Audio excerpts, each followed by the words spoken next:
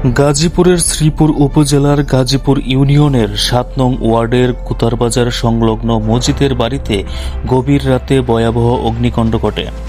এতে দুটি ঘর সম্পূর্ণ পুড়ে যায় এবং দুটি গরু মারা যায়। বৈদ্যুতিক শর্ট সার্কিট থেকেই আগুনের সূত্রপাত হয়েছে বলে ধারণা করা হচ্ছে। আগুনে নগদ টাকা, গরু ও ঘরের আসবাবপত্র সহ মোট প্রায় ১০ লক্ষ টাকার ক্ষতি হয়েছে। ঘটনাটি এলাকায় শোকের ছায়া ফেলেছে।